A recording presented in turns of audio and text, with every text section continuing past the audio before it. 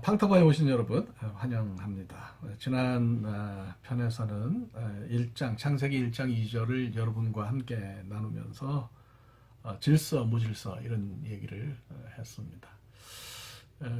이어서 오늘은 2절의 후반부 하나님의 영이 수면에 운행하셨다. 이걸 가지고 여러분들에게 말씀을 드리려고 합니다. 하나님의 영 할 때 이걸 히브리 말로 루아흐 엘로힘이라 그런다 이렇게 말씀드렸어요. 엘로힘은 하나님이고요. 루아흐는 이제 영으로 번역된 단어인데요. 이게 루아흐가 두 가지 뜻이 있습니다. 하나는 영, 스피릿이라는 뜻도 있고요. 또 하나는 윈드, 바람이라는 뜻이 있어요. 그래서 그 컨텍스트에 따라서 이걸 어떻게 집어넣느냐 하는 것이 굉장히 해석의 중요한 관건이 되겠습니다. 우리에게는 좀 낯선 해석인지 모르겠는데 이것을 루아흐를 바람으로 보는 그런 해석자들도 사실은 상당히 많이 있어요. 그러니까 루아흐 엘로힘 그러면 하나님의 신이 아니고 하나님의 영이 아니고 하나님이 일으키신 바람이다 이렇게 이제 보는 해석도 있다라고 하는 거죠. 그러니까 하나님이 천지를 창조하실 때 태초에 이제 뭐 아무것도 없어요. 하늘과 땅만 있고 이런 아주 무서워 보이는 그런 혼란스러운 상황에 하나님이 일으키신 바람이 막 휘몰아치는 것을 이렇게 표현했다 이렇게 보기도 합니다. 뭐 유대교인들은 주로 이렇게 많이 보고요. 또 기독교인들 가운데서 이것을 이렇게 해석하는 분들도 있어요. 그래서 이것이 태초의 어떤 모습을 드러내는 거다 이렇게 이제 해석을 하죠. 근데 전통적으로는 그렇게 보지를 않습니다. 전통적으로는 이것을 교리적으로 이해를 해서 하나님의 신, 하나님의 영, 성령님께서 태초에 그 천지가 창조되던 시점에 거기 성부 하나님 또 성자 하나님과 함께 삼위께서 일하셨다 이렇게 보는 해석이 있습니다. 저는 이 해석 지지합니다. 좋아요. 그래서 우리가 말 그대로 태초에 이런 상황에 하나님의 영, 즉 성령님의 움직임이 이렇게 있었다라는 것을 설명한 본문으로도 받아들입니다. 근데 이제 이렇게 만약에 우리가 이해를 하면 여기서 이제 좀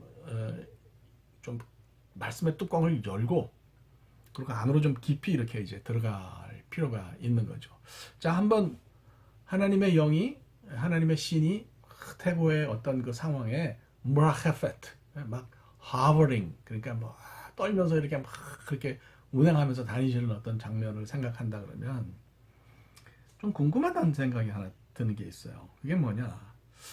하나님적인 것과 무질서한 것이 어떻게 같이 병립할 수 있냐 하는 의문이 드는 거죠. 상황이 아주 좋지 않은 거죠. 굉장히 혼돈스럽고 막 이렇게 그런 상황인데 하나님의 신이 거기 계셨다는 사실을 생각하면 이게 좀 난감하다는 얘기입니다. 우리가 그냥 일반적으로 생각을 할 때 하나님과 관련된 그 무엇이라도 있으면 사실 혼돈이 없어야 되는 거 아니냐 이런 생각을 할 수가 있어요. 그런데 하나님의 신이 거기 계셨는데도 하나님께서 천지를 창조를 막 시작하시는데도 처음 세상이 어지러웠다 이렇게 생각할 수 있는 거죠. 어떻게 이해해야 되겠어요? 어떻게 받아들여야 되겠어요? 그러니까 뭐 질문을 하나로 딱 한 문장으로 만들면 하나님의 영이 운행했는데도 태초의 세상과 바다가 이렇게 무질서했냐? 그렇다면 그건 어떻게 이해해야 되냐 하는 그런 질문인 거죠. 전혀 복잡하게 생각하지 말고 우리의 삶에 쭉 잡아당겨서 한번 대입을 해보시자고요. 제가 철없던 시절에 물론 저는 모태신앙이지만 그래도 뭐 하여튼 교회 안에서 잘 컸어요. 교회 안에서 잘 크면서 한때 이렇게 생각한 시절이 있단 말이에요. 인생이라는 것이 하나님이 만드신 거니까 아름다워야 되지 않겠냐 이렇게 생각했던 적이 있어. 솔직하게 말하면 그게 그래요? 인생이 정말 아름답기만 하고 좋기만 합니까? 사실 그렇지가 않거든요. 인생이 많은 부분에서 아름답지 않고요. 오히려 고통과 눈물과 땀으로 이루어져 있다 이렇게 보는 것이 더 나아요. 모든 사람의 삶에는 따지고 보면 혼돈스럽고 공허하고 흑암이 깊음 위에 있는 창세기 1장 2절과 같은 그런 상황이 있게 마련이에요. 저도 뭐 그런 한탄 해본 적이 많아요. 제가 목사지만 교회와 관련해서 굉장히 어려운 일을 많이 겪었습니다. 사람이 얼마나 악한지를 제가 끝까지 밑바닥까지 경험한 사람이에요. 그것도 여러 번 경험했어요. 뭐 짧은 성경 공부 시간에 그런 걸 다 털어놓을 필요도 없고 얘기해봐야 그건 뭐 한탄만 되니까 그런 얘기는 제가 하지 않겠습니다.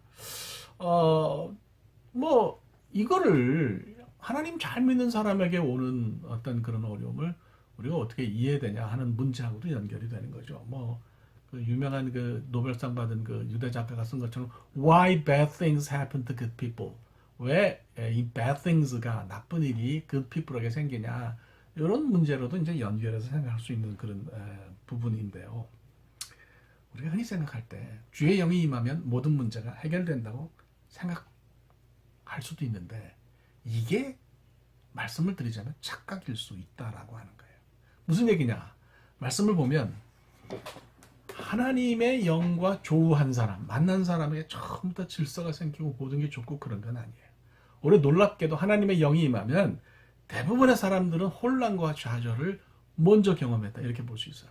예를 들면 이제 베드로를 한번 얘기해 볼까요? 이 사람은 아주 예수님 때문에 고기를 왕창 잡아봤죠. 예수님께서 지극히 비합리적인 방법으로 베드로에게 그 물고기를 잡아주셨어요. 아침에 고기들이 다 자라간 다음에 없어진 다음에 말이죠. 또 깊은 곳에 물고기들 깊은 곳에 안 살잖아요. 거기 가서 물고기 잡아라. 잡았는데 말씀대로 했는데 됐단 말이죠. 자, 그러니까 하나님을 발견한 거예요. 네? 밤새 물고기를 잡아도 이게 뭐 잡지 못한 인생에 하나님이신 예수 그리스도가 찾아오셔가지고 물고기를 잡아주셨어요. 그러면 뭐 보통 사람 같으면 이제부터 길이 열렸다, 막 할렐루야다 그러고 막 그냥 좋아서 예수님 모시고 집에 가서 아침 식사라도 하면서 말이죠. 물고기 잡는 방법에 대해서 좀 특강이라도 들어야 되는데 그렇진 않아요. 베드로가 하나님을 경험하니까 예수 그리스도 안에 계신 신성을 경험하니까 나는 죄인이오니 떠나주세요. 이렇게 이야기해요. 혼란과 좌절이 먼저 온 거예요. 그래서 삶의 기반이 흔들렸던 것을 볼 수가 있어요. 성령님께서 하나님의 영이 어떤 사람에게 임하면 제가 볼 때는 그 사람이 믿어왔던 인생의 모든 기준이 무너지는 게 먼저 옵니다. 그동안 막 만끽하고 살았잖아요. 내 잘난 모습, 내 화려한 모습 이런 것들 나름대로 생각했던 모습들이 있는데 이게 와장창 무너진다는 거예요. 삶의 기반이 무너진 그라운드 쉐이킹을 경험하게 되는 거죠. 이게 이제 성경 시대만 그런 게 아니고요. 지금 오늘날에도 하나님 만난 사람들 삶에서 아주 흔하게 발견이 되는 그런 모습입니다. 하나님의 영을 만나고 은혜를 체험하면 처음에 오히려 고전하는 경우가 많아요. 물론 뭐 걱정은 안 해도 되죠. 이런 상태가 끝까지 가는 건 아니지 않겠어요.